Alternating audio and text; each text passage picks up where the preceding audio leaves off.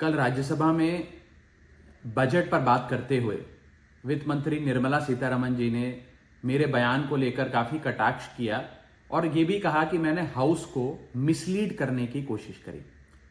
मैंने जब उनके सवालों पर जवाब देने के लिए अनुमति मांगी तो मुझे इजाजत नहीं दी गई। इसीलिए मैंने सोचा कि इस वीडियो के माध्यम से सीधा वित्त मंत्री जी से बात करूं और दूध का दूध पानी का पानी करने का प्रयास करूं। सबसे पहले तो मैंने अपने दिए गए भाषण में जो यूनियन बजट 2025-26 पर मैंने बात रखी उसमें कई मुद्दे उठाए थे, जैसे कि रेल यात्रियों से जुड़े संबंधी समस्याएं, जैसे कि मिडिल क्लास के फाइनेंशियल चैलेंजेस, जैसे कि डोनाल्ड ट्रंप एडमिनिस्ट्रेशन द्वारा लगाए जा रहे ड्यूटीज एंड टैरिफ्स और गिरते हुए रुपए की बात रखी। इन विषयों पर वित्त मंत्री जी ने कोई जवाब नहीं दिया, लेकिन हां, मेरे द्वारा समझाए गए इनकम टैक्स रिबेट के एक उदाहरण को लेकर उन्होंने कई सारे बयान दे डाले। सबसे पहले तो मैं ये बताना चाहूंगा कि मैंने जो बात कही थी मैं आज भी उस पर पूरी तरीके से कायम हूं। ये 12 लाख रुपए की जो टैक्स रियायत दी जा रही है सरकार द्वारा, ये ना ही टैक्स एग्जेम्पशन है, ना ही टैक्स डिडक्शन है, सिर्फ और सिर्फ टैक्स रिबेट है।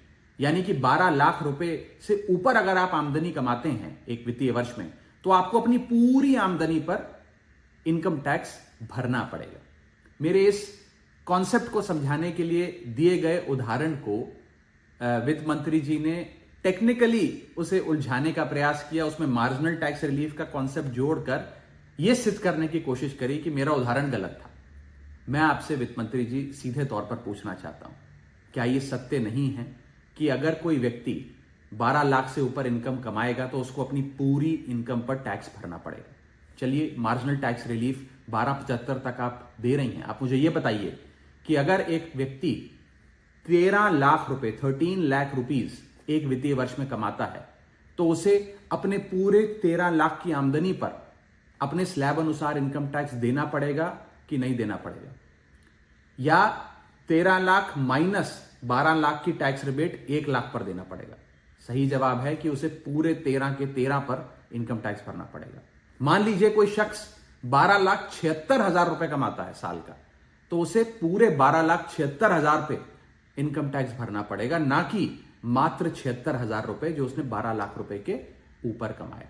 यह टैक्स रिबेट का कॉन्सेप्ट समझाने के लिए मैंने एक उदाहरण दिया था और मैं आज भी उस पर कायम हूं कि 12 लाख रुपए से यदि 1 रुपया भी आप फालतू कमाते हैं तो आपको अपनी पूरी इनकम पर इनकम टैक्स देना पड़ेगा।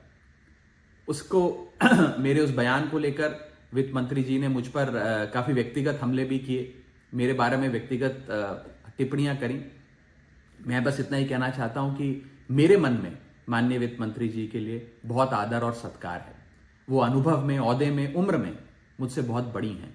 मेरा बस इतना ही कहना है कि आगे से मुझे उम्मीद है कि वित्त मंत्री जी इस प्रकार के व्यक्तिगत बयानों से बचेंगी और सिंपल टैक्स कॉन्सेप्ट्स लाने के लिए जो उदाहरण दिए गए हैं उनको टेक्निकली तोड़ मरोड़ के जनता के सामने प्रस्तुत करने का प्रयास नहीं करेंगी।